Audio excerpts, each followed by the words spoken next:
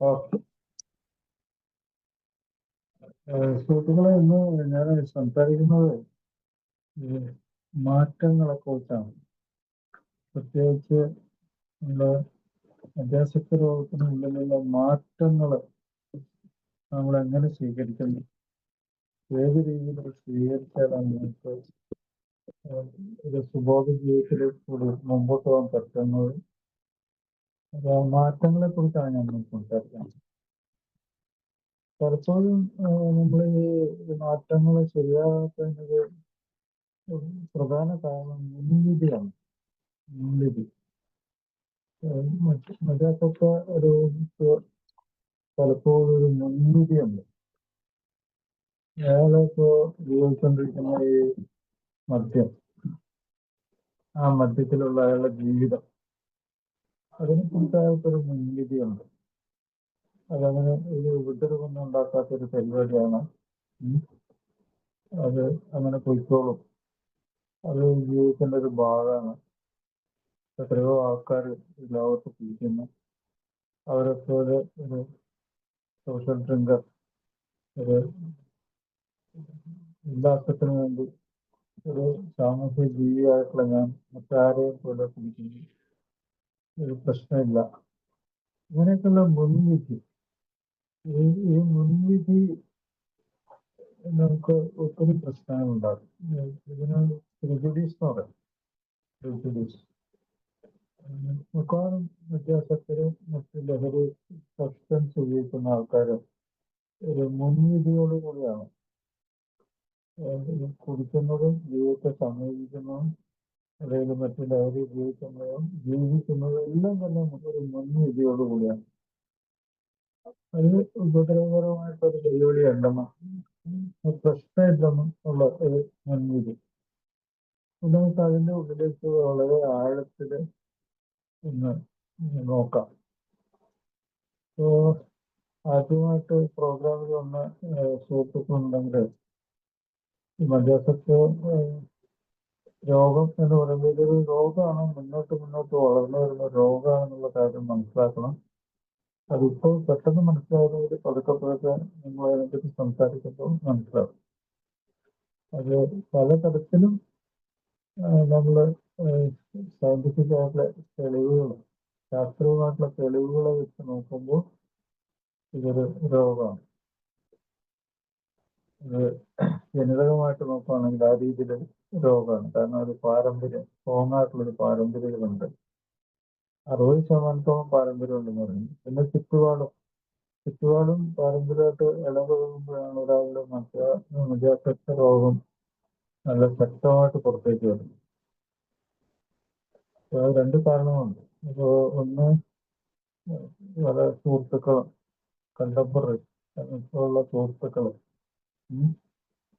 Peer group എന്നൊക്കെ പറയാം.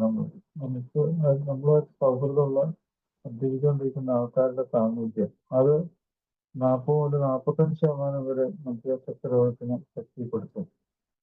അപ്പോൾ പാരമ്പര്യമുണ്ട്, സൗഹൃദങ്ങളുണ്ട്. അതുകൂടാതെ മൂന്നാമത്തെ ഒരു വളരെ പ്രധാനപ്പെട്ട സംഗതി മാനസികമായിട്ടുള്ള പ്രശ്നങ്ങളിൽ നിന്ന് അതിനെ മറികടക്കാനുള്ള ഒരു ഉപായം എന്ന നിലയ്ക്ക് മദ്യം ഉപയോഗിക്കുന്നുണ്ട്, മറ്റുള്ള ഉപയോഗിക്കുന്നുണ്ട്. കൂടാതെ പലപ്പോഴും നമ്മുടെ ചില ധാരണകൾ, ഉല്ലാസത്തിനും ഒരു ലക്ഷട്ടൈം നല്ല ഇതായിട്ട് ചെലവഴിക്കാനൊക്കെ ആയിട്ട് പ്രശ്നമില്ലാത്തൊരു പരിപാടി എന്നുള്ള രീതിയിൽ അങ്ങനെ ആ രീതിയിൽ ഉപയോഗിക്കുന്ന ആൾക്കാരുണ്ട്. അത് കൂടാതെ ഒരു സാമൂഹ്യ ജീവിതത്തിൽ ഒഴിച്ചുകൂടാൻ വയ്യാത്ത ഒരു സന്തോഷത്തിന്റെ ഒരു പരിപാടിയാണെന്ന് വിചാരിക്കുന്നവരുണ്ട്. എന്തൊക്കെയാലും ശരി, മദ്യാസക്തി തെളിവുകളുടെ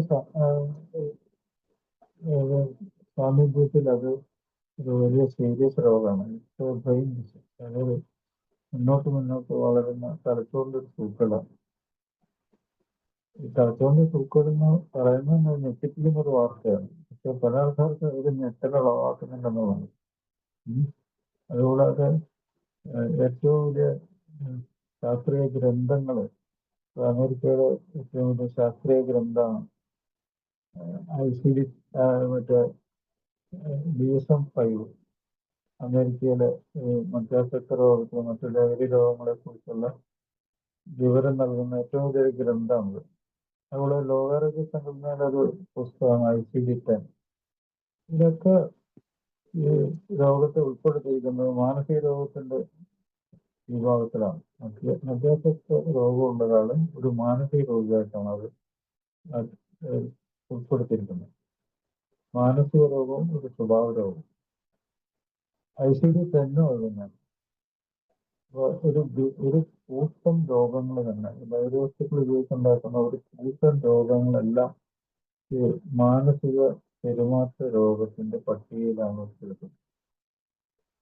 ഇത് വളരെ ഗൗരവമുള്ള സംഗതിയാണ്.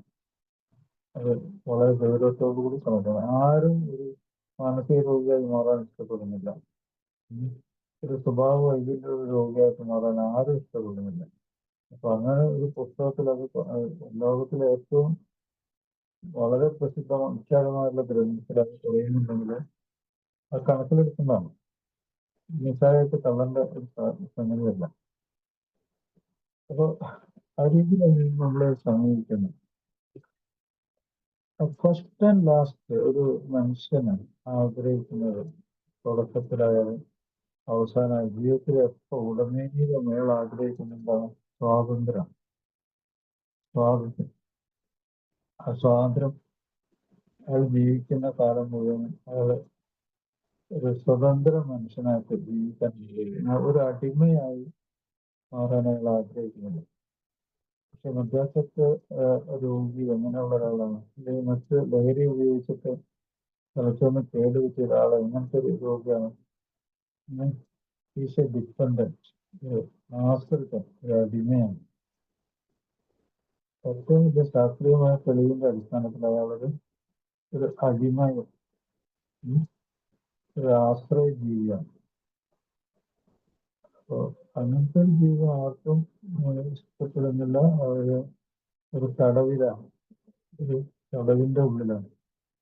അതുപോലെ തന്നെ നമ്മളെ തന്നെ മനസ്സിലാക്കുമ്പോഴും നമ്മുടെ മുന്നോട്ടുള്ള ജീവിതം, ലൈഫ് എഫക്ട്, നമ്മള് ഇനി വരാൻ പോകുന്ന ജീവിതം, ആ ജീവിതം മുഴുവൻ ഉടനീളം രോഗങ്ങൾ നിറഞ്ഞാണെന്ന് അറിഞ്ഞു കഴിഞ്ഞാൽ എന്തായിരിക്കും നമ്മുടെ മനോഭാവം? അതാണ് മധ്യാസക്ത രോഗം. അതായത് നമ്മള് ഈ രോഗത്തിന്റെ ഉള്ളിലാണ്, ഒരു മാനസിക പെരുമാറ്റ വൈകല്യ രോഗത്തിന്റെ ഉള്ളിലാണ്. ഇനി വരാൻ പോകുന്നത്, ഇനി മുമ്പോട്ടുള്ള ജീവിതം എന്താണ്? അത് അതിലും വലിയ സംഗതിയാണെന്നാണ് പറയുന്നത്. കാരണം വെച്ചാൽ ഈ രോഗാവസ്ഥ മുന്നോട്ട് പുരോഗമിക്കുന്ന രോഗാവസ്ഥയാണ്. തലച്ചോറിന്റെ ഈ പേര് കൂടിക്കൂടി വരുള്ളൂ. കുറഞ്ഞു വരുമെങ്കിൽ ഒരേ ഒരു കാര്യം കുറഞ്ഞു വരാൻ സാധ്യതയുണ്ട്. ചില വിട്ട് നിന്ന് ഓരോ ദിവസം അത് ഉപേക്ഷിച്ച് അതില്ലാതെ ജീവിക്കുക എന്നുള്ളതാണ്. അപ്പൊ ഇതിൽ നമ്മളെ ഈ മുന്നോട്ടുള്ള ജീവിതത്തില് നമ്മുടെ സംസ്കാരം, നമ്മുടെ സമൂഹം, നമ്മുടെ കുടുംബം, നമ്മുടെ സൗഹൃദങ്ങള്, നമ്മുടെ ജോലി, ഇവിടെയൊക്കെ നമുക്ക് കഴിവുകൾ നഷ്ടപ്പെടും. നമ്മള് കഴിവുകൾ നഷ്ടപ്പെട്ട ഒരു മനുഷ്യനായിട്ട് മാറും. കൂടാതെ നമ്മളെ ചുറ്റിപ്പറ്റി ഒത്തിരി മാനസിക രോഗങ്ങൾ നമ്മുടെ പുറകെ കൂടും. കഠിനമായ മാനസിക രോഗങ്ങൾ. മധ്യാസക്ത രോഗത്തിന്റെ ഉള്ളിൽ നിൽക്കുന്നത് തന്നെ ഒരു മാനസിക രോഗമാണെന്ന് നേരത്തെ ഞാൻ പറഞ്ഞു. എന്നല്ല, ആ രോഗം മുന്നോട്ട് പോയി കഴിഞ്ഞാൽ കേടുവെച്ച് തലച്ചോറിന് കൂടുതൽ കേടുവെച്ച് സാധാരണ നമ്മൾ അറിയപ്പെടുന്ന കടുത്ത മാനസിക രോഗങ്ങൾക്ക് വിധേയനാകും. അപ്പോൾ ആ തരത്തിൽ നോക്കിയാലും ഇത് നമുക്ക് അനുകരിക്കാൻ പറ്റിയ, കൊണ്ടു നടക്കാൻ പറ്റിയ ഒരു ജീവിതശൈലിയല്ല, ഒരു മാരകമായിട്ടുള്ള ജീവിതശൈലി, ഒരു രോഗാവസ്ഥയാണ്. അപ്പൊ ഇതിനുള്ള ചികിത്സ എങ്ങനെയാണ്? ഇത് നമുക്ക് ആലോചിച്ച് നിൽക്കാനുള്ള സമയമില്ല. ഇത്രയും പറഞ്ഞതിൽ തന്നെ മനസ്സിലാവും ഒരു അർജൻസി, ഒരു ഭയങ്കരമായിട്ടുള്ള തീവ്രമായിട്ടുള്ള ഒരു അർജൻസി മാറ്റത്തിന് വേണ്ടി പെട്ടെന്ന് മാറുക.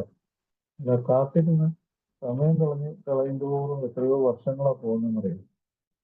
കാരണം ഈ രോഗത്തിന്റെ ഉള്ളില് നമുക്ക് നമ്മുടെ മനസാക്ഷി അനുസരിച്ച് കുറച്ച് കഴിയുമ്പോൾ തന്നെ നമ്മുടെ മനസ്സിനെ ചോദ്യം ചെയ്യും. നമ്മുടെ ബോധമനസ്സ് നമ്മളെ തന്നെ ചോദ്യം ചെയ്യും. അപ്പൊ ആ ചോദ്യം ചെയ്യുന്ന എന്താണ്? കുടി നിർത്താൻ ആഗ്രഹം ഉണ്ടെങ്കിലും കുടിച്ചോണ്ടിരിക്കുന്നു. ഒരു പരസ്പര വൈരുദ്ധ്യമാണ്. അതുപോലെ കുടിയെ ചോദ്യം ചെയ്യുമ്പോൾ ദേഷ്യം വരുന്നുണ്ടെങ്കിൽ അത് മറച്ചു വെച്ചുകൊണ്ട് വീണ്ടും കുടിക്കുന്നു.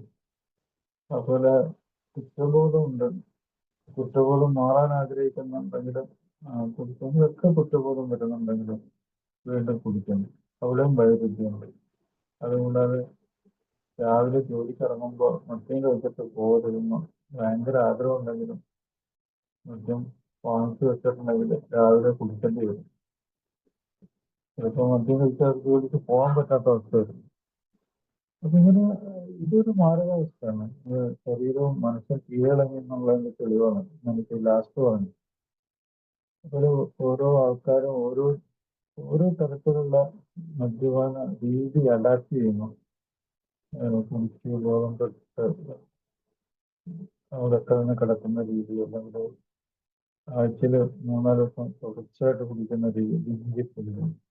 അല്ലെങ്കിൽ ദിവസം മുഴുവനും രാവിലെ മുതൽ രാത്രി വരെ കുറച്ചൊക്കെ കുടിച്ച് ഉപദ്രവം ജീവിക്കുന്ന രീതി.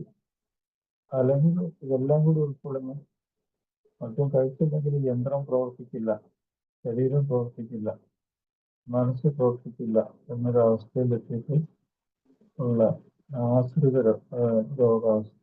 അതാണ് ഡിപ്പെൻഡൻസ്. അപ്പൊ ഇത് കുടുംബക്കാർക്ക് മനസ്സിലാവും എന്നുള്ളത് എനിക്കൊരു സംശയം. അപ്പോൾ മദ്യാസക്തി ഒരു വളർന്നു വരുന്ന രോഗമാണ്. മുന്നോട്ട് പോകുന്ന രോഗമാണ്. അത് ശരീരത്തിനെ ബാധിക്കുന്നുണ്ട്, മനസ്സിനെ ബാധിക്കുന്നുണ്ട്, വൈകാരിക അവസ്ഥകളെ ബാധിക്കുന്നുണ്ട്, ജോലിയെ ബാധിക്കുന്നുണ്ട്, കുടുംബ ജീവിതത്തെ ബാധിക്കുന്നുണ്ട്. അങ്ങനെ അത് ബാധിക്കാത്ത അവസ്ഥകളില്ല. ഒരു മനുഷ്യൻ എന്നുള്ള നിലയ്ക്ക് നമ്മുടെ ചുറ്റുപാടും പോലെ നമ്മുടെ ജനിതക പാരമ്പര്യം അതാണ് നമ്മൾ. അങ്ങനെയുള്ള ഒരു പാരമ്പര്യത്തിൽ നമുക്ക് നമ്മളെ തന്നെ നിയന്ത്രിക്കാനും നമ്മുടെ കാര്യങ്ങൾ നോക്കാനും മനസ്സിലാക്കാനും അഡ്ജസ്റ്റ് ചെയ്യാനും അതിനുള്ള കഴിവൊക്കെ മദ്യാസക്ത രോഗം നഷ്ടപ്പെടും. അവസാനം നമുക്ക് ലഭിക്കുന്നത് ഒരു ഇൻസൈൻ ഒരു ഭ്രാന്തിന് സമാനമായിട്ടുള്ള ഒരു ജീവിതമായിരുന്നു. ഇങ്ങനെയൊക്കെയുള്ള വാക്ക് ഉപയോഗിക്കും പല ആൾക്കാരും ഒരു ബുദ്ധിമുട്ടുള്ള വാക്കായിരിക്കും. ഇൻസാനിറ്റി എന്നൊക്കെ പറഞ്ഞാൽ തലക്കൊന്ന് കേട് വരുമ്പോഴുള്ള അവസ്ഥയാണത്. അതൊരു യാതൊരു സംശയമില്ല. ഇൻസാനിറ്റി എന്നൊക്കെ പറയുന്നത് നമ്മളത് ആരും അങ്ങനെയുള്ള അവസ്ഥയിൽ പോകാൻ ആഗ്രഹിക്കുന്നില്ല. അതുകൊണ്ട് തന്നെ ഈ രോഗത്തെ പറ്റി പറയുന്ന കാര്യങ്ങൾ വളരെ ഗൗരവമുണ്ട്. നമ്മളാരും ഒരു വയലൻസിന്റെ ഉള്ളിൽ എത്തിപ്പെടാൻ ആഗ്രഹിക്കുന്നില്ല. നമ്മുടെ ബോധത്തിന്റെ ഉള്ളിൽ ഒരു തരത്തിലും നമുക്ക് ബുദ്ധിമുട്ടുണ്ടാകാൻ നമ്മൾ ആഗ്രഹിക്കുന്നില്ല. നമ്മൾ പഠിക്കുന്ന കാര്യങ്ങൾ മറന്നുപോകാൻ നമ്മൾ ആഗ്രഹിക്കുന്നില്ല. നമ്മുടെ കഴിവുകൾ നഷ്ടപ്പെടാൻ നമ്മൾ ആഗ്രഹിക്കുന്നില്ല. നമ്മുടെ സത്യമായിട്ട് തന്നെ ക്ലിയർ ആയിട്ട് മറ്റുള്ളവർ മനസ്സിലാക്കണം നമ്മൾ ആഗ്രഹിക്കുന്നുണ്ട്. നമ്മള് മുഴുവൻ ജീവിതം നമുക്ക് ജീവിക്കാൻ അനുകൂലമായിട്ട് ഉപദ്രവങ്ങളില്ലാത്ത, മറ്റുള്ളവർക്ക് ഉപദ്രവമില്ലാത്ത ഒരു ജീവിതമായിരിക്കാൻ നമ്മൾ ആഗ്രഹിക്കുന്നത്. അതാണ് ഹോൾ ലൈഫ്, ഈ ജീവിതം മുഴുവൻ. പക്ഷെ ഈ ജീവിതത്തിൽ നമുക്ക് ഒരു ഉൾക്കാഴ്ചയില്ലാത്ത രീതിയിൽ നമ്മളെ കൊണ്ടെത്തിക്കും. നമുക്ക് നമ്മുടെ ജീവിതത്തെക്കുറിച്ച് നമ്മൾ മെഡിറ്റേറ്റ് ചെയ്യുമ്പോൾ പക്ഷെ നമ്മൾ അതിനെ ഏറ്റവും പരിശുദ്ധമായിട്ട് നമ്മൾ കാണുമ്പോൾ നമ്മളെല്ലാവരും നമ്മുടെ ജീവിതത്തെ പരിശുദ്ധമായിട്ടാണ് കാണും. ഒരു വളരെ വിലപ്പെട്ട ഒരു സംഗതിയായിട്ട് കണക്കാക്കും. ആരും അങ്ങനെ മോശപ്പെട്ട് കണക്കാക്കുമെന്ന് എനിക്ക് തോന്നുന്നു. അപ്പൊ ആ ഒരു ഇത് നമുക്ക് അസാധ്യമായിട്ട് മാറുന്നു. ഏറ്റവും വിലപ്പെട്ട ഒരു ജീവൻ എന്നുള്ള രീതിയിലുള്ള ആ മനസ്സിലാക്കലിന് പകരം എന്തോ ഒരു സംഭവം അതിൻ്റെ ഉള്ളിലുണ്ടാകും. അപ്പൊ അതുകൊണ്ട് പുതുമക്കാരായിട്ടുള്ള സുഹൃത്തുക്കളോട് ഞാൻ പറയുന്നു, നമ്മുടെ ഈ രോഗത്തെ കുറിച്ച് ഞാൻ കുറച്ച് കാര്യങ്ങൾ, വളരെ ഗൗരവമുള്ള കുറച്ച് കാര്യങ്ങൾ പറയും. കുറച്ച് നാളത്തെ മദ്യം കൊണ്ട് തന്നെ ഒരാള് ആർത്തിയുടെ ഉള്ളിലേക്ക് എത്തിക്കാനായിട്ട് കഴിയും. ഏത് അഡിക്ഷനും അത് ഇങ്ങനെയാണ്, ആർത്തിയുടെ ഉള്ളിലേക്ക്. മറ്റൊന്ന്, അത് എല്ലാ ദിവസവും ജീവിക്കുമ്പോഴും അതിനെപ്പറ്റി ആലോചിക്കുമ്പോഴും അതിനെപ്പറ്റിയുള്ള ഒരു നിയന്ത്രണം അസാധ്യമായിട്ട് മാറുന്നുണ്ട്. ഇന്ന ദിവസം മദ്യം കഴിക്കണ്ട എന്ന് വിചാരിച്ചാൽ അത് അസാധ്യമായിട്ട് മാറുന്നു. അപ്പോൾ ഈ നിയന്ത്രണം നഷ്ടപ്പെടുന്നുണ്ട്. അതുപോലെ എപ്പോഴും നിർബന്ധങ്ങൾ വന്നുകൊണ്ടിരിക്കും ഉപയോഗിക്കാൻ വേണ്ടി, മനസ്സിങ്ങനെ പ്രേരിപ്പിച്ചുകൊണ്ടിരിക്കും. പിന്നെ ഒരു മരണം വരെ തിരിച്ചു പോകുന്ന ഒരു ദീർഘകാല രോഗമായിട്ട് മാറും. ചില വരുംവരായികൾ അറിഞ്ഞിട്ട് ആ അറിവുകളൊക്കെ മറികടന്ന് നിസാരാക്കി വരുംവരായികളെ വെല്ലുവിളിച്ചുകൊണ്ടുള്ള ഒരു ജീവിതം, ഒരു ഹൈ റിസ്ക് ജീവിതമാണ്. നമുക്ക് അത്യാവശ്യത്തെ രോഗത്തിൽ ഇങ്ങനെയൊക്കെയുള്ളൊരു ബുദ്ധിമുട്ട് വരുമ്പോൾ ഏതൊക്കെ അവയവങ്ങളാണ് അതിൻ്റെ ഉള്ളിൽ പെടുന്നത്? ഈ നിയന്ത്രണത്തിനൊക്കെ ബുദ്ധിമുട്ട് വരുന്നു, അതുപോലെ നമ്മുടെ കൺട്രോള് പോകുന്നു, ആർത്തി വരുന്നു. അപ്പോൾ അങ്ങനെ വരുമ്പോഴത്തേക്കും ആദ്യം നമ്മൾ മദ്യം കഴിക്കുന്നത് തന്നെയാണ് നമ്മൾ ആർത്തിക്ക് വിധേയമാകുന്നത്. നമ്മൾ വാഴക്കൂടിയല്ലേ നമ്മൾ മദ്യം കഴിക്കും. അപ്പോൾ അത് ആ ആർത്തിക്ക് വിധേയമാകുമ്പോഴത്തേക്കും അത് വായ മുതൽ അന്നനാള, ആമാശയം, കുടല്, കരള്, പാൻക്രിയാസ്, അങ്ങനെ ഈ ഭക്ഷണം കടന്നു പോകുന്ന എല്ലാ വഴി കൂടി തന്നെയാണ് മദ്യം കടന്നു. അപ്പൊ അവിടെ ആർത്തി അവിടെയാണ് തുടക്കം. അപ്പൊ ഈ ആർത്തി ഈ മദ്യം കടന്നു പോകുന്ന എല്ലാ സ്ഥലത്തും അത് പരിണിത ഫലങ്ങളുണ്ടാവും. കടന്നു പോകുന്ന മിക്കവാറും എല്ലാ സ്ഥലത്തും ക്യാൻസർ ഉണ്ടാകാനുള്ള സാധ്യതയുണ്ട്. എത്രയോ ആളുകളുടെ കണ്ടുപിടിക്കും. വായ, അന്നനാള, ആമാശയം, കരൾ രോഗം, പാൻക്രിയാസിലെ ക്യാൻസർ, വൻകുടലിലെ ക്യാൻസർ, മലദ്വാരത്തിനടുത്തുള്ള ക്യാൻസർ, ഇവ സ്ത്രീകൾ മദ്യം കഴിച്ചാൽ ബ്രസ്റ്റിലെ ക്യാൻസർ. ക്യാൻസറിന്റെ കാര്യം തന്നെ ഇപ്പോഴത്തെ വലിയ സംഭവം. അതുപോലെ തന്നെ ഈ മദ്യം കഴിച്ചിട്ട് ഒരു രക്തത്തിൽ കൂടി കരളിലെത്തുന്നു, കരളിൽ വരുന്ന മാറ്റങ്ങൾ, വൃക്കകളിൽ വരുന്ന മാറ്റങ്ങൾ, മാംസപേശികളിൽ വരുന്ന മാറ്റങ്ങൾ, രക്തത്തിൽ വരുന്ന മാറ്റങ്ങൾ, എല്ലുകളിൽ വരുന്ന മാറ്റങ്ങൾ, ഇതൊക്കെ ആലോചിക്കുമ്പോഴത്തേക്കും ഇത് മിക്കവാറും ശരീരത്തിലെ എല്ലാ അവയവങ്ങളെയും ബാധിക്കും. നമ്മൾ നേരത്തെ പറഞ്ഞ പ്രോഗ്രസീവ് ബ്രെയിൻ ഡിസീസ്, അത് തന്നെ ഏറ്റവും ഭീകരമായിട്ടൊരവസ്ഥയാണ്. ഇതിപ്പോ ഞാൻ മിക്കവാറും സംസാരിക്കുന്ന സമയത്ത് ഇങ്ങനെയുള്ള കാര്യങ്ങൾ സംസാരിക്കാതിരിക്കാൻ പറ്റില്ല. കാരണം ഇതിന്റെ യാഥാർത്ഥ്യം എന്താണെന്ന് പുതുമക്കാരനായ ഒരാൾക്ക് മനസ്സിലാവണമെങ്കിൽ ആ സത്യം അയാൾക്ക് കൊടുക്കാതെ അയാൾ എങ്ങനെ മനസ്സിലാക്കും? ഇത് തുടക്കം മുതൽ ഒടുക്കം വരെ മരിക്കുന്നവരെ നമ്മളെ ഈ മദ്യം കൂടുതൽ അളവിൽ കുടിക്കാൻ പ്രേരിപ്പിച്ച് മാനസിക രോഗിയാക്കുന്ന ഒരു രോഗാവസ്ഥയാണ്. അതായത് ആൽക്കഹോൾ ഇൻഡ്യൂസ്ഡ് ഡിസോർഡർ എന്ന് പറയും. മദ്യം ഉപയോഗിച്ചുള്ള മാനസിക രോഗത്തിന് അടുത്ത പടി മാനസിക രോഗം ഉണ്ടാക്കുന്ന മദ്യപാനം. അത് മാരകമായിട്ടുള്ള മാനസിക രോഗങ്ങൾ, 5-6 മാനസിക രോഗങ്ങൾ ഉണ്ടാക്കും. ഇതൊന്നും ഒരു സാധാരണ ഒരു ആളെ സംബന്ധിച്ചിടത്തോളം അയാൾക്ക് അറിവിന്റെ ലിസ്റ്റിലില്ല. ഇത് അയാളുടെ മനസ്സിൽ ഉള്ള അറിവിന്റെ ലിസ്റ്റിൽ ഇതൊന്നുമില്ല. അത് ഒരു കഠിനമായ വിഷാദ രോഗമോ അല്ലെങ്കിൽ വിഷാദവും ഉന്മാദവും മാറി മാറി വരുന്ന അവസ്ഥയോ, അല്ലെങ്കിൽ പുറത്ത് ലോകത്തെ സ്വീകരിക്കാനുള്ള ഭയം, അല്ലെങ്കിൽ ഒരു ഇതുമായിട്ട് ഒരു സമൂഹത്തിന്റെ ഉള്ളിൽ പൊരുത്തപ്പെട്ട് ജീവിക്കാൻ പറ്റാത്ത അവസ്ഥ, ബുദ്ധിപൂർവം ജീവിക്കാൻ പറ്റാത്ത അവസ്ഥ, സത്യസന്ധമായിട്ട് ജീവിക്കാൻ പറ്റാത്ത അവസ്ഥ, മിക്കവാറും നുണകൾ തന്നെ ഇങ്ങനെ പറഞ്ഞുകൊണ്ടിരിക്കേണ്ട ഒരവസ്ഥ.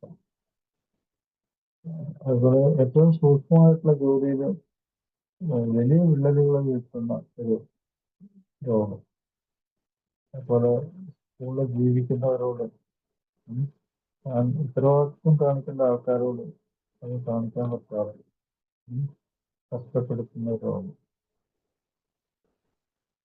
അപ്പൊ ഈ മുൻവിധി, എനിക്ക് പ്രശ്നമില്ല, എനിക്കിതൊക്കെ അറിയാം, ഞാൻ ഒരു കുഴപ്പമുണ്ടാക്കില്ല, ഞാൻ മിടുക്കനാണ്, അങ്ങനെയുള്ളൊരു മുൻവിധിയാണ് പലപ്പോഴും വിദ്യാഭ്യാസ രോഗത്തിന്റെ കാതലായ രൂപം.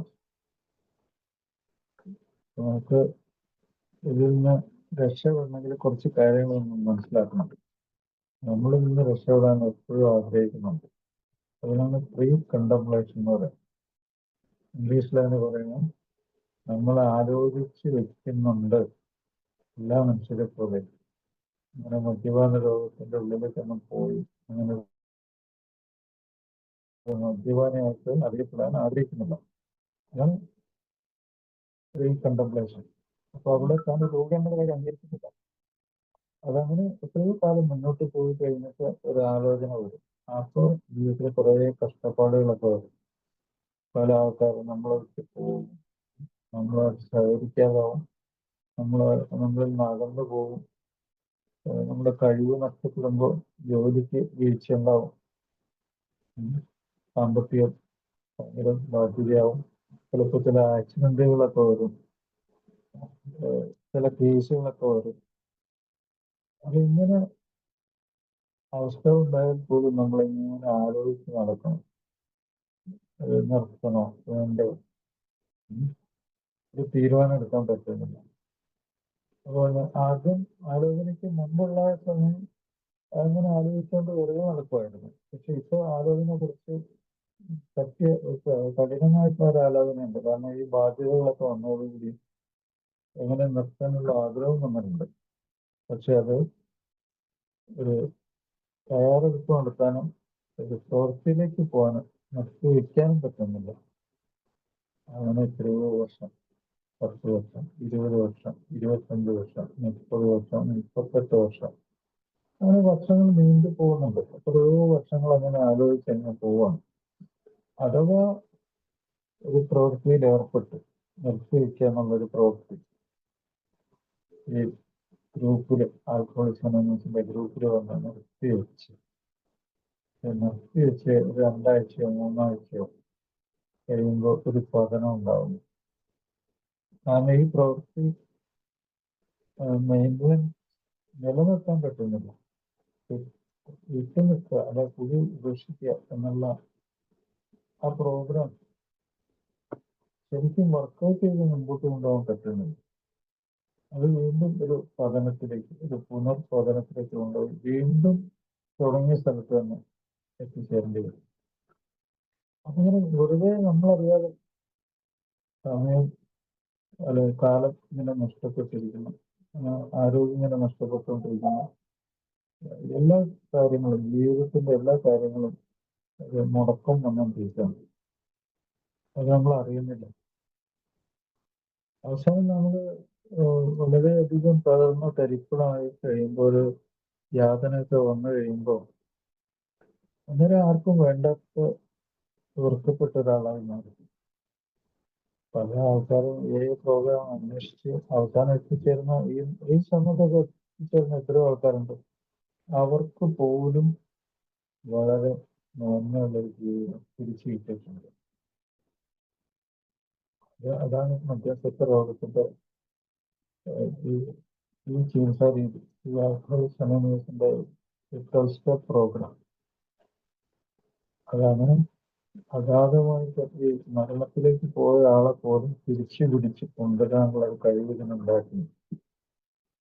പക്ഷെ അത് എല്ലാ ആളുകളിലും ഉണ്ടെന്നല്ല ഞാൻ പറയുന്നത്. അത് തീവ്രമായ രോഗമുള്ള ഒരാളെ പോലും അയാൾക്ക് അതിന് ആഗ്രഹം ഉണ്ടെങ്കിലും അത് സാധിച്ചിട്ടുണ്ട്. ഞാൻ പറയുന്നു അത് ലോകം മുമ്പോട്ട് പോകുമ്പോൾ കുറേ അവയവങ്ങൾ ബാധിക്കാതെ ചിലപ്പോൾ അന്നനാളം ആമാശയത്തിനെ തുറന്ന് മസിൽസിനെ തുറന്ന് ഞരമ്പുകൾ, രക്തം, അല്ലെങ്കിൽ എല്ലുകൾ, അല്ലെങ്കിൽ നമ്മുടെ ലൈംഗിക അവയവങ്ങൾ, അതുപോലെ മലമൂത്ര വിസർജനങ്ങളെ നിയന്ത്രിക്കുന്ന അവയവങ്ങൾ, പിന്നെ ക്യാൻസറിന്റെ കാര്യം നേരത്തെ പറഞ്ഞു. ഇതിനേക്കാൾ ഏറെ നമ്മളൊരു മനുഷ്യനായിട്ട് അംഗീകരിക്കപ്പെടില്ല. അതാണ് ഏറ്റവും വലിയ പ്രശ്നം. നമ്മളാരും ഒരു മനുഷ്യനായിട്ട് അംഗീകരിക്കാൻ കൂട്ടാക്കില്ല. അഥവാ അങ്ങനെ അംഗീകരിക്കപ്പെടണമെങ്കിൽ നമ്മളെ തെളിയിക്കണം. തെളിയിക്കലാണെങ്കിലും മദ്യത്തിൽ നിന്ന് വിട്ടു നിന്നിട്ടാണ്. അത് ചിലപ്പോൾ അസാധ്യമായിട്ട് വരും. അപ്പൊ ഇങ്ങനെയുള്ള അവസ്ഥയിലാണ് നമുക്കൊരു ചികിത്സയുടെ കാര്യം വേണ്ടത്. ആ ചികിത്സ അത് ഏത് രീതിയിലായിരിക്കണം, ആധുനിക കാലഘട്ടത്തിൽ അത് എങ്ങനെയായിരിക്കണം, ആ കാര്യം ഞാനൊന്ന് പറയാൻ ആഗ്രഹിക്കുന്നു. ഈ മദ്യാസക്ത രോഗത്തിന്റെ ഉള്ളിൽ ഒരു ചികിത്സ എന്ന് പറയുന്നത് ഒരാൾക്ക് അയാളെ തന്നെ തിരിച്ചു കിട്ടണം. അപ്പൊ അയാൾക്ക് സത്യമായിട്ടുള്ള കാര്യങ്ങൾ, യാഥാർത്ഥ്യത്തെ മുറുകെ പിടിക്കാൻ, അതിന് മനസ്സിലാക്കാനുള്ള ഒരു കഴിവാണ് ആദ്യം. ഞാനൊരു മദ്യാസക്ത രോഗത്തിന്റെ ഉള്ളിലാണ് എന്ന് തുറന്ന് സമ്മതിക്കാനുള്ള ഒരു കഴിവ്. അത് ആൽക്കഹോളിക്സ് അനോണിമസിന്റെ കാര്യത്തിലാണെങ്കിൽ അത് 12 പടികളിൽ ഒന്നാമത്തെ പടിയിൽ അത് പറഞ്ഞിട്ടുണ്ട്. മദ്യത്തിന് നിങ്ങൾ ശക്തിഹീനമാണ്, ജീവിതം അനിയന്ത്രിതമായി പോയിട്ടുണ്ട്, അത് തിരിച്ചു പിടിക്കണം. ഇപ്പോഴത്തെ ഈ ജീവിതം കൊണ്ടു നടക്കാൻ പറ്റുന്നില്ല. എൻ്റെ പഴയ ജീവിതം പിടിക്കാതിരുന്ന കാലഘട്ടത്തിൽ ആ ജീവിതം എനിക്ക് തിരിച്ചു പിടിക്കണം. അങ്ങനെ ആഗ്രഹിക്കുന്ന എത്രയോ ആൾക്കാരുണ്ട്. ഒന്നാമത്തെ ആലോചന അതായിരിക്കും പല ആളുകളും. പക്ഷെ അത് മനസ്സിലാക്കാൻ കഴിയുന്നില്ല. 24 മണിക്കൂർ മദ്യത്തിൽ നിന്ന് വിട്ടുന്ന നമ്മുടെ ഈ നശിച്ചുകൊണ്ടിരിക്കുന്ന ഈ ബ്രെയിനിന് അതിനൊരു ആശ്വാസം കൊടുക്കുക, ഉപദ്രവത്തിൽ നിന്ന് രക്ഷപ്പെടുത്തുക. 90 മീറ്റിങ്ങുകൾ നമ്മുടെ ഇപ്പോഴത്തെ ഈ പ്രോഗ്രാമിൽ ഓരോ ദിവസം എന്നുള്ള കണക്കാണ്. അങ്ങനെ 26 മണിക്കൂറുകൾ ഒരു 90 മീറ്റിങ്ങുകൾ അറ്റൻഡ് ചെയ്ത് കഴിഞ്ഞാൽ തന്നെ, അതിനൊരു അവസരം ഉണ്ടാക്കിയാൽ തന്നെ ഭയങ്കര മാറ്റങ്ങൾ ഉണ്ടാവാൻ പോകും. അപ്പൊ ആ മാറ്റത്തിൽ ഏറ്റവും വലിയ സംഗതി ഒരു ഉൾക്കാഴ്ച ഉണ്ടാകുക എന്നുള്ളതാണ്. ഉൾക്കാഴ്ച. എന്നെ ബാധിച്ച ഈ രോഗം എങ്ങനത്തെ ഒരു രോഗമാണ്, ഞാൻ എന്ത് ചെയ്യണം, ഞാൻ അനുസരണ ഉള്ള ഒരു നല്ല കാര്യങ്ങൾ മുറുകെ പിടിക്കാൻ കഴിവുള്ള ഒരാളാണോ എന്ന് സ്വയം ചോദിക്കേണ്ട ഒരു ആവശ്യമുണ്ട്. അവിടെയാണ് ഏറ്റവും വലിയ ബുദ്ധി. മദ്യാസക്ത രോഗം നഷ്ടപ്പെടുത്തുന്ന ഏറ്റവും പ്രധാനപ്പെട്ട കാര്യങ്ങളിൽ രക്ഷപ്പെടാനുള്ള ഒരു ബുദ്ധിയാണ് ഒന്നാമത്. ഇന്റലിജൻസ്, ഇതിന് കോഗ്നീഷൻ എന്നൊക്കെ പറയും, തിരിച്ചറിവ്. അപ്പൊ ഈ കോഗ്നീഷന്റെ കൂടെ ചിന്ത, അതുപോലെ ഫീലിങ്സ്, ബിഹേവിയർ എല്ലാം തിരിച്ചു കിട്ടും. അതൊരു മെച്ചപ്പെട്ട അവസ്ഥയിലേക്ക് മാറ്റിയെടുക്കും ഒരു മാനസാന്തരം കൊണ്ട്. അതാണ് ഒന്നാമത്തെ കാര്യം. അപ്പോൾ അത് നിലനിർത്തണമെങ്കിൽ, ഈ മനസ്സിന്റെ നല്ല അവസ്ഥ നിലനിർത്തണമെങ്കിൽ 24 മണിക്കൂറുകൂടെ വിട്ട് നമ്മുടെ ബ്രെയിനെ നമ്മൾ രക്ഷപ്പെടുത്തും. അപ്പൊ ആ ബ്രെയിൻ എന്ന് പറഞ്ഞ കാര്യങ്ങൾ ഞാൻ പറഞ്ഞല്ലോ, ചിന്തകളും തോന്നലുകളും വികാരങ്ങളും സ്വഭാവങ്ങളും, ഇതിലെല്ലാത്തിലും മാറ്റും. ഇത് നമുക്ക് അഭികാമ്യമായിട്ടുള്ള, നമുക്ക് ഉപയോഗിക്കാൻ പറ്റുന്ന രീതിയിലുള്ള ഒരു കാര്യം നമ്മൾ സ്വീകരിക്കുള്ളൂ. ആ രീതിയിലേക്ക് നമ്മൾ പരുവപ്പെടും. അതിനെ വിട്ട് നമ്മൾ മദ്യമില്ലാത്തൊരു ജീവിതത്തെ നമ്മൾ ആഗ്രഹിക്കുകയും സ്വീകരിക്കുകയും നടപ്പിലാക്കുകയും ചെയ്യും നമ്മുടെ ജീവിതത്തിൽ. അത് പിന്നെ ആസ്വാദകരമാണെന്നും നമ്മൾ കുറച്ചുകൂടി മെച്ചപ്പെട്ട് വന്നിട്ടുണ്ടെന്ന് സമൂഹം അംഗീകരിക്കുകയും ചെയ്യുന്ന ഒരു കാര്യമുണ്ട്. അവിടെ നമുക്ക് കൂടുതൽ ആവേശം ഉണ്ടാവും. അങ്ങനെ മധ്യത്തിൽ നിന്ന് വിട്ടുമായിട്ട് അറിയപ്പെടാൻ നമ്മൾ ആഗ്രഹിക്കുന്നുണ്ട്. ആ ഒരവസ്ഥ,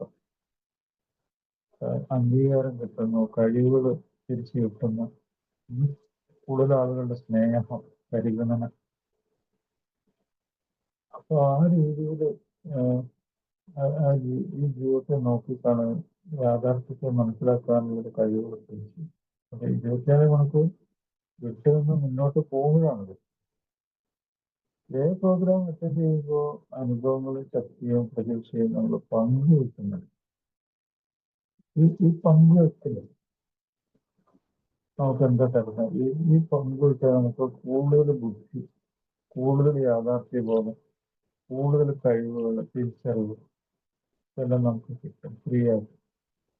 നമ്മൾ അതിനെ കൂടി തുടക്കത്തിലൊക്കെ ഒരു എല്ലാ കാര്യങ്ങൾ അങ്ങനെ വലിയ ബുദ്ധിപൂർവ്വം മനസ്സിലാക്കുകയൊന്നും വേണ്ട. നമ്മളിങ്ങനെ ഒഴുകിപ്പോകുന്ന ഒഴുക്കിനൊപ്പം പോയാലും മതി. നമ്മുടെ ശരീരം അവിടെ ഉണ്ടെങ്കിലും മതി, മനസ്സ് ഓട്ടോമാറ്റിക്കലി. അപ്പൊ അങ്ങനെ പോയ എത്രയോ ആൾക്കാർ പ്രോഗ്രാമിൽ കൂടി രക്ഷപ്പെട്ടു, അവരുടെ കുടുംബം രക്ഷപ്പെട്ടു, അവർക്ക് സാമ്പത്തികമായി രക്ഷപ്പെടാൻ കഴിഞ്ഞു, അവർ അംഗീകരിക്കപ്പെട്ടു. എല്ലാം നടന്ന കാര്യങ്ങളാണ്. അത് ഇപ്പോഴും നടന്നിട്ടുണ്ട്, പണ്ട് നടന്നിട്ടുണ്ട്, ഇനിയും നടക്കാൻ പോകും. ഒരു തെളിവുണ്ട്. അപ്പൊ ഇങ്ങനെയുള്ള ഏതൊരു ജീവിത രീതി എന്താണെന്ന് വെച്ചാൽ ക്രമം ഉണ്ടാക്കുന്ന ജീവിത രീതി എന്ന് പറയും. ക്രമം ഉണ്ടാക്കുക. ഇത് തന്നെയാണ് ഈ ആൽക്കഹോളിക്സ് അനോണിമസിന്റെ ആ തുടക്കം. ആ തുടക്കത്തിൽ സംഭവിച്ച ഈ ക്രമം ഉണ്ടാക്കലാണ്. അതെങ്ങനെ ഓരോ അതാണ് നമ്മുടെ ഓക്സ്ഫോർഡ് ഗ്രൂപ്പ് എന്ന് പറഞ്ഞ ഒരു ഗ്രൂപ്പ് ഉണ്ടായിരുന്നു. ആ ഗ്രൂപ്പില് അവിടുത്തെ ഫീസ്റ്റുകളൊക്കെ കൂടി ഒരു ക്രമം ഉണ്ടാക്കുന്ന ഒരു ജീവിത രീതി കുറെ ആൾക്കാരെ പഠിപ്പിച്ചു. അതിൽ മദ്യപാനികളുണ്ടായിരുന്നു, കൊള്ളക്കാരുണ്ടായിരുന്നു, കൊലപാതകം നടത്തിയവരുണ്ടായിരുന്നു, സാമൂഹ്യ ദ്രോഹികളുണ്ടായിരുന്നു. അവരൊക്കെ ആ ഓക്സ്ഫോർഡ് ഗ്രൂപ്പിന്റെ ഒരു എന്താ പറയുക, ഒരു ക്രമം ഉണ്ടാക്കൽ പരിപാടിക്ക് വിധേയരാകും. അവരെങ്ങനെ ക്രമം ഉണ്ടാക്കി? അത് നിത്യ ജീവിതത്തിൽ ചെയ്യുന്ന സാധാരണ കാര്യം പോലെ ഒരു ചിട്ടയായിട്ട് ജീവിതത്തിൽ പഠിപ്പിച്ചു. അതിന് ബലം ഉണ്ടായി. അതിൻ്റെ ഉള്ളിൽ മദ്യപാനവും കിട്ടുന്നു. മദ്യം കഴിക്കുന്ന ആൾക്കാരും അവർക്ക് രക്ഷപ്പെടാൻ കഴിയും. അതൊക്കെ തെളിവുണ്ട്. അവർക്ക് ശാരീരികമായിട്ട് ചിട്ടയുണ്ടാക്കി, മാനസികമായിട്ട് ചിട്ടയുണ്ടാക്കി, പെരുമാറ്റത്തിലൊരു ചിട്ടയുണ്ടാക്കി, ഭക്ഷണം കഴിക്കുന്നതിലൊരു ചിട്ടയുണ്ടാക്കി, ഒരു പ്രാർത്ഥന നടത്തുന്നതിലൊരു ചിട്ടയുണ്ടാക്കി. ശരിക്കും പറഞ്ഞൊരു ഓർഡർ. ഈ ഓർഡർ പുറമെയാണ്.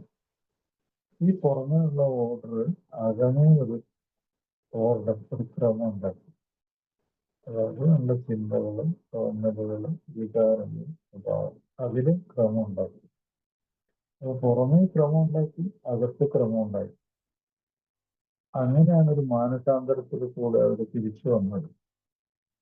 അത് പരീക്ഷിക്കപ്പെട്ട ഒരു സംഗതിയാണ്. ആ പരീക്ഷണത്തിലൂടെയാണ് ഡബ്ല്യുയും ഡോക്ടർ ബോബും അത് ഏറ്റെടുത്ത് നടത്തി. തങ്ങൾക്കും അങ്ങനെ രക്ഷപ്പെടണമെന്ന് ഒരു ആഗ്രഹം അവർ സ്വയം സംസാരിച്ചപ്പോൾ കണ്ടുമുട്ടി, മനസ്സിലായി. അത് മറ്റുള്ളവർക്ക് കൊടുത്തു, പരീക്ഷിച്ചു, അവരും രക്ഷപ്പെട്ടു. ഇതൊരു പരീക്ഷണം നടത്തി പരീക്ഷിക്കപ്പെട്ട് രക്ഷപ്പെട്ട കാലം രക്ഷപ്പെടുമെന്ന് പ്രവചിക്കാൻ പറ്റുന്ന അവസ്ഥയിലെത്തിയ കാര്യമാണ്.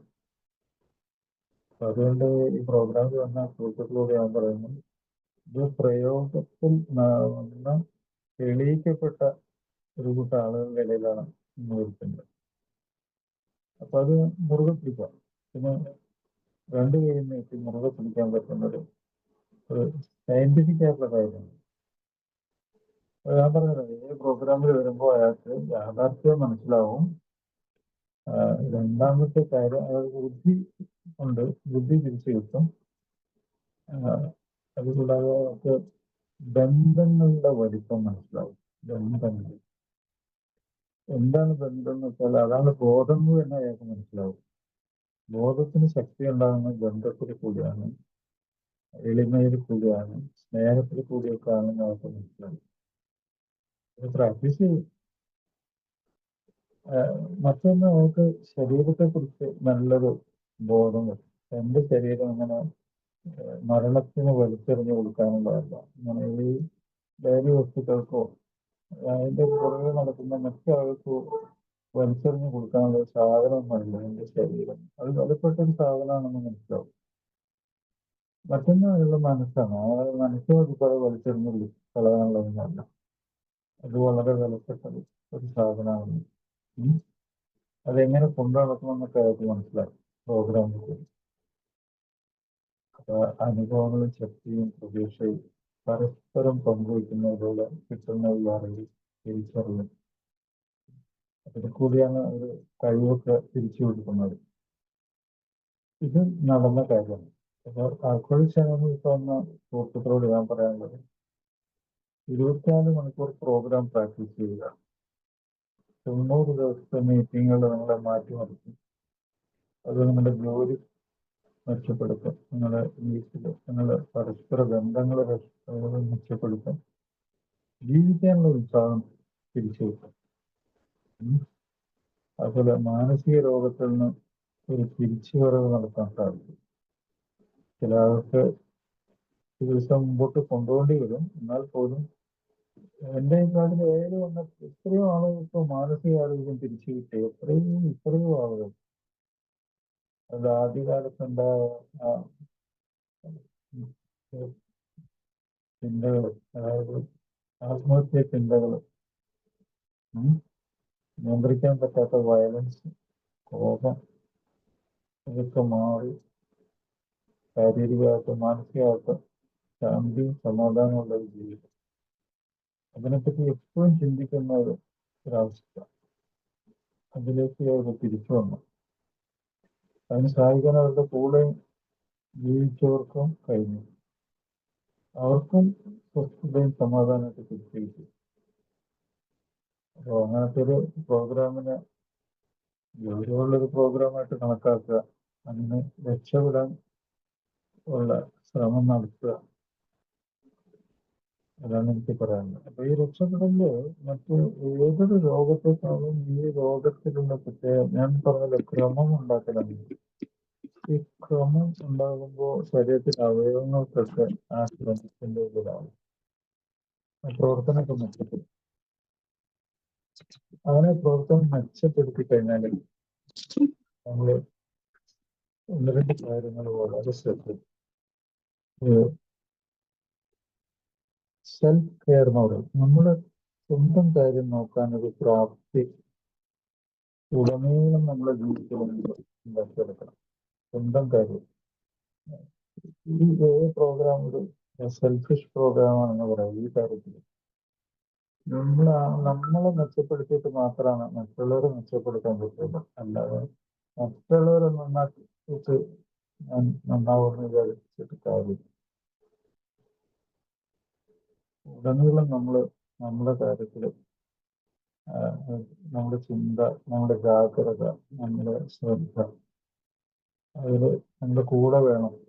എങ്കിൽ മാത്രമേ നമുക്ക് മാറ്റം ഉണ്ടാവുള്ളൂ. ഞാൻ ഏത് കണ്ടിട്ടുള്ള കാര്യമാണ്, പല സുഹൃത്തുക്കളും എത്രയോ അഭ്യാസത്തില് ഈ പ്രോഗ്രാമിൽ കൊണ്ട് വന്നിട്ട് ഒരു അവസരം ഉണ്ടാക്കി കൊടുത്തിട്ടുണ്ട്. നല്ല കാര്യമല്ല. പക്ഷെ കൊണ്ടുവന്ന ആൾ ഒരിക്കലും സോബറാകാൻ പറ്റാതെ മരിച്ചുപോയ. അപ്പൊ അതൊരു പൊട്ടക്കലായിട്ട് എനിക്ക് തോന്നുന്നു. സ്വന്തമായിട്ട് അത് പ്രാക്ടീസ് ചെയ്ത് അത് മനസ്സിലാക്കി പഠിച്ച് ചെയ്യാൻ പറ്റാതെ ഞാൻ എന്തോ ഒരു സംഭവം, അവിടെ ഒരു അഹങ്കാരമുണ്ട്. ഇത് ഞാൻ ഒരു കേവനാണെന്ന് കാണിച്ചു കൊടുക്കാനായിട്ട് മറ്റുള്ളവരെ ഏ, മറ്റുള്ളവർ ഇങ്ങനെ പൊക്കിക്കൊണ്ടുവരുന്ന ഒരു ഇപ്പോ ഞാനൊരു സംഭവമാണ് അത് തെളിയിക്കുക. ഇവിടെ എന്താ സംഗതി എന്ന് വെച്ച് കഴിഞ്ഞാൽ ഈ ആൽക്കഹോളിക്സ് അനോണിമസിന്റെ എല്ലാ കാര്യത്തിനും എതിരാണിത്. ആൽക്കഹോളിക്സ് അനോണിമസിന്റെ പ്രോഗ്രാം എന്ന് പറഞ്ഞാൽ ഒരാളുടെ സ്വന്തം കാര്യം, അയാളുടെ ശരീരവും മനസ്സും ആ, അയാളുടെ ഈ സമൂഹമായിട്ടുള്ള ബന്ധമൊക്കെ മെച്ചപ്പെടുത്തി അയാൾ മുമ്പോട്ട് പോവുക. അതാണ് മുൻഗണന ആദ്യം. അല്ലാതെ ഈ നാട്ടുകാരെ മുഴുവൻ നന്നാക്കാനല്ല, ആദ്യം അയാളെ തന്നെ മാറ്റി നിർത്തുക. അല്ലെങ്കിൽ അത് ഫസ്റ്റ് സ്റ്റെപ്പായി മാറില്ല. ഫസ്റ്റ് സ്റ്റെപ്പ് എന്ന് പറഞ്ഞാൽ നമ്മൾ സുബോധം സ്വീകരിച്ച് സുബോധത്തിന്റെ ഉള്ളിൽ പ്രവർത്തിച്ച് ആ ബോധം മെച്ചപ്പെട്ട് പ്രവർത്തിച്ച് ഒരാളെ നമ്മളെ രക്ഷപ്പെടുത്തുക, അത് മറ്റുള്ളവർ രക്ഷപ്പെടുത്തുക. അത് ഈ സെൽഫ് കെയർ, അതാണ് ഞാൻ പറഞ്ഞത്. സെൽഫ് കെയർ ഇല്ലാത്ത ഒരാൾക്ക് ഈ പരിപാടി നടപ്പിലാക്കി മുമ്പോട്ട് പോകാൻ കുറെ അസാധ്യമാണ്. സെൽഫാണ് ആദ്യം. ഇത് ഞാൻ തന്നെയാണ് രക്ഷപ്പെടുന്നത്. Self care.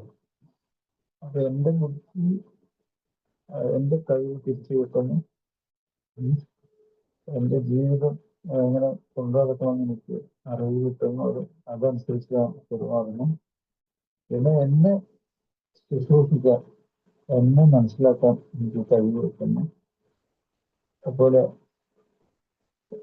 മറ്റ് പുറത്തുനിന്നുള്ള ഉപദ്രവങ്ങള് അത് പോകട്ടെ, അത് ഞാൻ ഏറ്റുപിടിക്കുന്നില്ല. ആ ഉപദ്രവങ്ങൾ പുറത്തേക്ക് പോയിക്കോട്ടെ. ഞാൻ ഉപദ്രവങ്ങളുടെ പുറകെ ഓടി നടക്കുന്നില്ല. എവിടെയെങ്കിലും ഒരു അടിയോ ബഹളോ തർക്കോ വിഷയമൊക്കെ ഉണ്ടാകുമ്പോൾ ഞാൻ അതിലേക്ക് കയറിപ്പാഞ്ഞ് ഓടി ചെന്ന് കയറി പ്രശ്നങ്ങളൊന്നും പുറത്തുനിന്ന് ഉണ്ടാക്കി സ്വീകരിക്കുന്നില്ല. അപ്പൊ അത് വളരെ പ്രധാനപ്പെട്ട സംഗതിയാണ്. കാരണം നമ്മൾ ഈ ബ്രെയിൻ എന്ന് പറഞ്ഞു കഴിഞ്ഞാൽ അതെപ്പോഴും കുഴപ്പത്തിന്റെ ഉള്ളിലേക്ക് പോകാൻ എപ്പോഴും ആഗ്രഹിക്കുന്നില്ല. അഡിക്ഷൻ രോഗമായിട്ട് മാറിക്കഴിഞ്ഞു അതെപ്പോഴും കുഴപ്പത്തിന്റെ ഉള്ളിലേക്ക് പോകാൻ ആഗ്രഹിക്കുന്നു. അവിടുന്ന് അതിന് തിരിച്ചു പിടിച്ച് കൊണ്ടുവരാൻ ചിലപ്പോൾ ഒരു ആയുസിൽ ചിലപ്പോൾ പിന്നീട് നമുക്ക് കഴിഞ്ഞെന്ന് വരില്ല. അപ്പൊ അതുകൊണ്ട് ഈ സെൽഫ് കെയറും അതുപോലെ നമ്മളെ സ്വയം തിരിച്ചു പിടിക്കാനുള്ള പ്രവർത്തനം, ഇറ്റ്സ് വെരി ഇമ്പോർട്ടൻറ്റ്. പുറത്തുനിന്നുള്ള കോലാഹലങ്ങളും രോഗങ്ങളും ഒക്കെ ലെറ്റ് ഗോ, അത് പോട്ടെ എന്ന് വിചാരിക്കുക. നമുക്കതിൽ ഇടപെടാൻ പറ്റാത്തൊരവസ്ഥയാണ്. എപ്പോഴും നമ്മൾ മനസ്സിലാക്കേണ്ട കാര്യം. പിന്നെ നമ്മൾ ഓരോ ചലനങ്ങളും, ഓരോ ചലനത്തിലും നമുക്കറിയാം എത്രമാത്രം കഴിവ് കുറഞ്ഞ ആൾക്കാരാണെന്ന് നമുക്ക് മനസ്സിലാവും. ഈ ചലനം എന്ന് പറഞ്ഞാൽ മനസ്സിന്റെ ചലനമുണ്ട്. മനസ്സ് ആഗ്രഹിക്കുന്ന കാര്യങ്ങളുടെ പുറകെ പോകണം, നടപ്പിലാവണം. ഇന്റൻഷൻസ്, നമ്മൾ ഉദ്ദേശിക്കുന്ന കാര്യങ്ങൾ അതൊക്കെ നടപ്പിലാവണം. അപ്പൊ അത് നടപ്പിലാകുന്നതിന് കഴിവ് പോയിട്ടുണ്ടെന്നുള്ളതിന്റെ തെളിവാണ്. അപ്പൊ നമ്മുടെ കഴിവുകളെ തിരിച്ചു പിടിക്കാനുള്ള വേണം. നമ്മുടെ ജീവിതത്തിന്റെ മേഖലകളെല്ലാം വേണം. പ്രത്യേകിച്ച് നമ്മുടെ ജോലി, നമ്മുടെ വീട്ടിലുള്ള ഉത്തരവാദിത്തം, നമ്മുടെ കൂടെ ജീവിക്കുന്നവരോടുള്ള ഉത്തരവാദിത്തം, അതൊക്കെ നടപ്പിലാക്കാനുള്ള കഴിവുണ്ട്. ശരീരത്തിന് വിശപ്പിന് കറക്റ്റ് സമയത്ത് ഭക്ഷണം കൊടുക്കാനുള്ള കഴിവ്, ഉറങ്ങാനുള്ള കഴിവ്, വിശ്രമം കൊടുക്കാനുള്ള കഴിവ്, നല്ല പോഷക ആഹാരങ്ങൾ കൊടുക്കാനുള്ള കഴിവ്, അതൊക്കെ വളർത്തിയെടുത്തു കഴിഞ്ഞാൽ മാത്രമേ ഈ ബ്രെയിനിന് രക്ഷപ്പെടാൻ പറ്റുള്ളൂ. മാറ്റങ്ങൾ. അപ്പൊ അങ്ങനെയുള്ള ഈ മാറ്റങ്ങളെ സ്വീകരിക്കുകയും അതുപോലെ പങ്കെടുക്കൽ എന്ന് പറഞ്ഞൊരു പരിപാടി, പങ്കെടുക്കൽ. നമ്മൾ ഈ മനുഷ്യകുലം നിലനിൽക്കുന്നതും വളരുന്നതും ഇന്നിപ്പോ ഭയങ്കര മെച്ചപ്പെട്ടെന്ന് ഞാൻ പറയുന്നില്ല. മനുഷ്യകുലത്തിൽ അതാത് കാലത്ത് ഭയങ്കര തകർച്ചകൾ ഉണ്ടാകുന്നുണ്ട്. ഇപ്പൊ അങ്ങനത്തെ ഒരു കാലമാണ്. മനുഷ്യകുലം പങ്കെടുക്കലിൽ കൂടെയാണ് മനുഷ്യർ. ഇപ്പൊ ഗ്രൂപ്പ് ആക്ടിവിറ്റി ആണ്. പരസ്പരം ഗ്രൂപ്പ് വെല്ലുവിളികളും ആത്മീയത നശിച്ച ഒരു ലോകം, അതാണ് നമ്മളിപ്പോൾ കണ്ടുകൊണ്ടിരിക്കുന്നത്. അടിച്ചേൽപ്പിക്കപ്പെടുന്ന ചില കാര്യങ്ങൾ, അതിലൂടെ ഈ ലോകം വല്ലാത്തൊരവസ്ഥയിലേക്ക് പോയിക്കൊണ്ടിരിക്കുകയാണ്. മരണം എന്നുള്ളതൊന്നും ഒരു പ്രശ്നമല്ലാതെ മാറിയിട്ടുണ്ട്. എന്തായാലും ഈ പാർട്ടിസിപ്പേഷൻ, അതായത് ഈ പാർട്ടിസിപ്പേഷനിൽ മറ്റുള്ളവരുടെ ദുഃഖത്തിൽ നമ്മൾ മനസ്സിലാക്കി നമ്മൾ പങ്കുവയ്ക്കും. അവരുടെ സങ്കടങ്ങൾ നമ്മളെ കൂടി സങ്കടമായിട്ട് മാറും. അപ്പൊ അതാണ് നമ്മളൊരു ആത്മീയമായിട്ടുള്ള മാനം, ആത്മീയമായിട്ടുള്ള നമ്മളെ നിലവാരം അങ്ങനെയാണ്. അത് നമുക്ക് ഫീൽ ചെയ്യും, നമ്മളെ ഉള്ളിലത് ഫീൽ ചെയ്യും. അത് പറഞ്ഞറിയിക്കുന്നതിനേക്കാൾ ഉള്ളിൽ ഫീലിംഗ് ആണുണ്ട്. നമ്മൾ എപ്പോഴും നടക്കുന്ന ഈ ലോകത്തിലെ ക്രമക്കേടുകൾ, അവിടെ നടക്കുന്ന മരണങ്ങൾ, രാജ്യവും മനുഷ്യരും ഇങ്ങനെ നശിച്ചുകൊണ്ടിരിക്കുന്നത്, അത് എത്രയോ നമ്മളെ സ്വാധീനിച്ചിട്ടുണ്ടാകട്ടെ, നമ്മളറിയാതെ നമ്മളെ സ്വാധീനിക്കുന്നുണ്ടോ, നിരാശ ഉണ്ടാക്കുന്നുണ്ടോ. അതിൻ്റെ ഉള്ളിലാണ് ഈ തലച്ചോറിനെ കൂടുതൽ കുഴപ്പത്തിലേക്ക് കാണിക്കുന്ന ഈ മദ്യപാന രോഗം പോലുള്ള സംഖ്യ.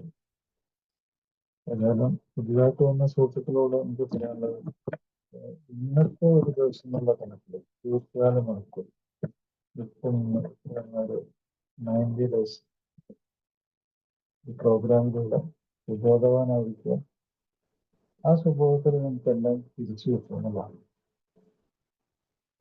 ആ തിരിച്ചു കിട്ടുന്നുള്ളത് ഉറപ്പായ ഒരു കാര്യമാണ്. യഥാർത്ഥത്തിലുള്ള പ്രാക്ടീസ് കൊണ്ട് തിരിച്ചു കിട്ടും. അപ്പോൾ ഒരിക്കൽ കൂടി ഈ പ്രോഗ്രാമിൽ സംസാരിക്കുന്നത് കേൾക്കാനും നമ്മളോട് ചില ചോദ്യങ്ങളൊക്കെ ചോദിക്കാനും ചില ആളുകൾ ഉണ്ടാവും. അത് എനിക്ക് ഭയങ്കര ഇഷ്ടമുള്ളൊരു കാര്യമാണ്. ഈ പ്രോഗ്രാം എന്നെ സംബന്ധിച്ചിടത്തോളം വളരെ വിലപിടിപ്പുള്ളൊരു സമയമാണ്. വളരെ വളരെ വിലപിടിപ്പുള്ളൊരു കാര്യം. ഈ പ്രോഗ്രാം എനിക്ക് ഒത്തിരി മാനസികമായിട്ടുള്ള ഒരു സുഖം തരുന്നുണ്ട്.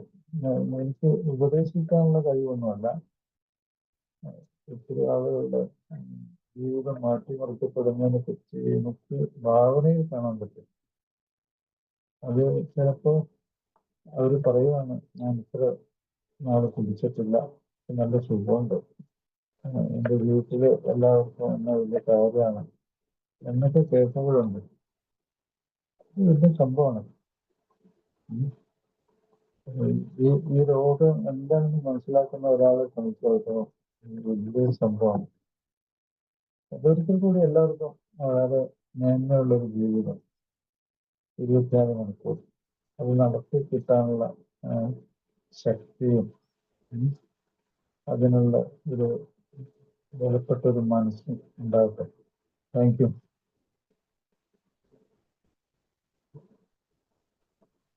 Thank you doctor. ഞങ്ങളോട് ഇത്ര നേരം ഡോക്ടറിൻ്റെ വിലപ്പെട്ട സമയം ചെലവഴിച്ചതിന് ഒത്തിരി നന്ദിയുണ്ട്. ഡോക്ടറിനോട് എന്തെങ്കിലും ചോദ്യങ്ങൾ ചോദിക്കാനുള്ളവർക്ക്